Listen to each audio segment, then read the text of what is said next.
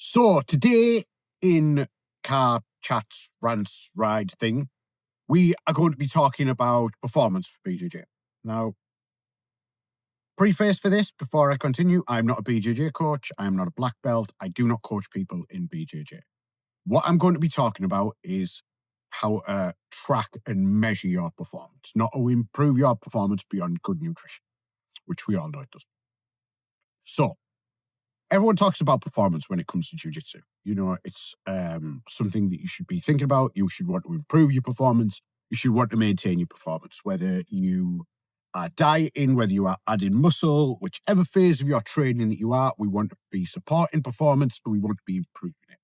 And everyone talks about it. But the problem is, how the hell do you even measure performance? Because session variability is insane. Not only on your own performance, just generally on a session to session basis, but also how do you measure it against people you are regularly training with?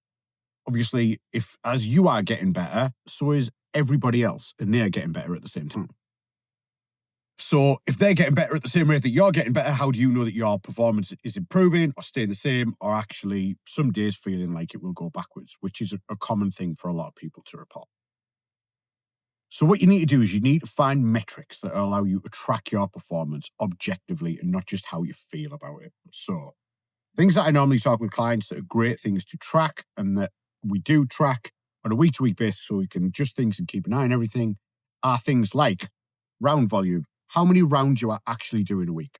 Not flow rounds or, ecological training and stuff like that, but actual full sparring rounds. How many are you doing per session per week? Also, how do you feel coming into the session? Obviously, this is a bit subjective. Everyone's a bit different. But generally on a scale of 1 to 3 or 1 to 5, how do you feel?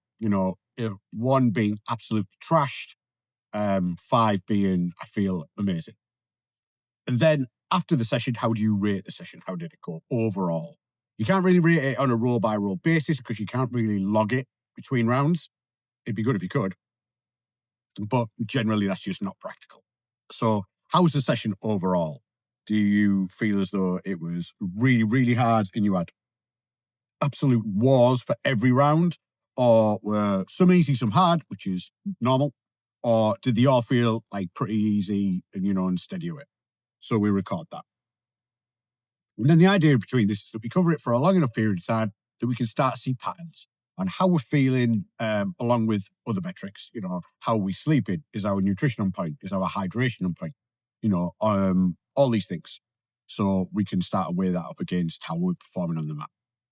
Now, if you use a Whoop, you can also use Whoop data that goes in with this as well, but not everybody uses that. So it's like heart rate, how fast you're recovering between rounds, you're ready to score, and all that kind of stuff. Now, the problem comes even with doing this, and this is a big thing that catches a lot of people out, that you may feel coming into sessions trashed. You know what I mean? You may feel tired, you may feel achy, you may feel like low energy, but during the actual session, you do well, or you can perform. But then you may feel knackered after the session again. But during that actual session where we're after performance, you maintain it. Now, this is a sweet spot, especially when we're dieting and we're looking to lose fat, where we want to be. Like, we don't want to feel overly trashed for no reason because there's no point. But what we do want to be is, creating an energy deficit. So we are, using our stored fat for that, but then being able to fuel our sessions and still performing that. And this is I'm not going to lie, this is very hard to do. We're talking about keeping an eye on data consistently for a long enough period of time to spot trends and being honest with yourself how you do it.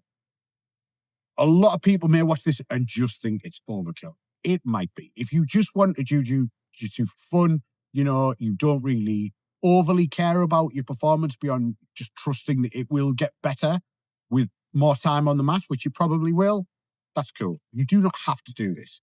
This is probably people who will want to take either it overall very seriously, a very serious hobbyist, who's someone who may compete occasionally, or a serious competitor. Or if you're like me, someone who just really, really likes the geeky side of it and just wants to drill down to stuff.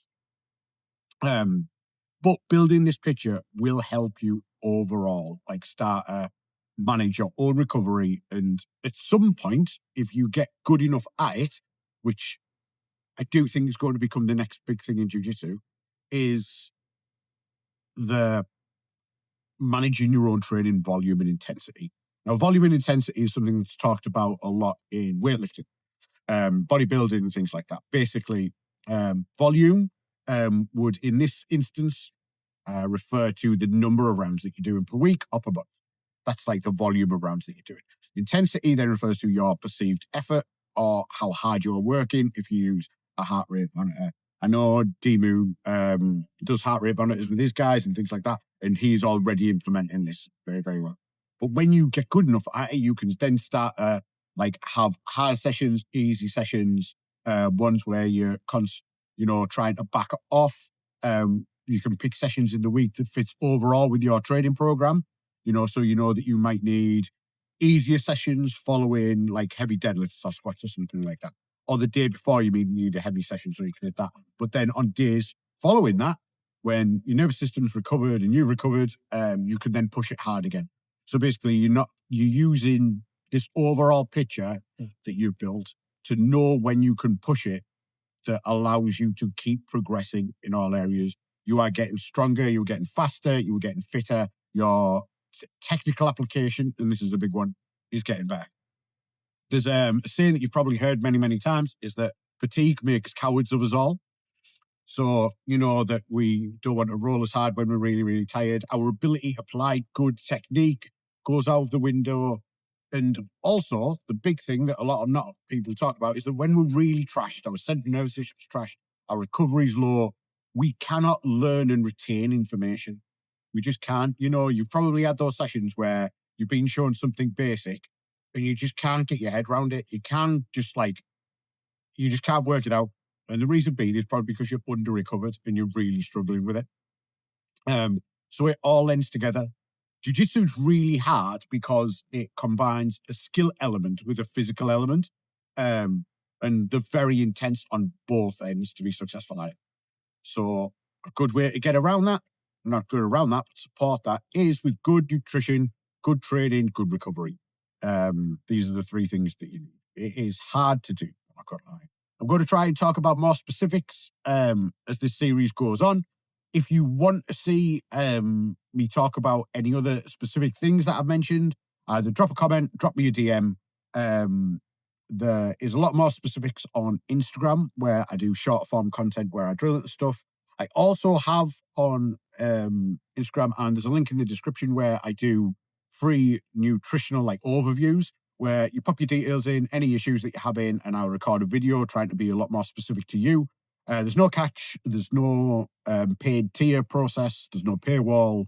I don't take your number, you don't get spammed with anything or anything like that. It's just a way for me to help you. If you want to do it, let's do it.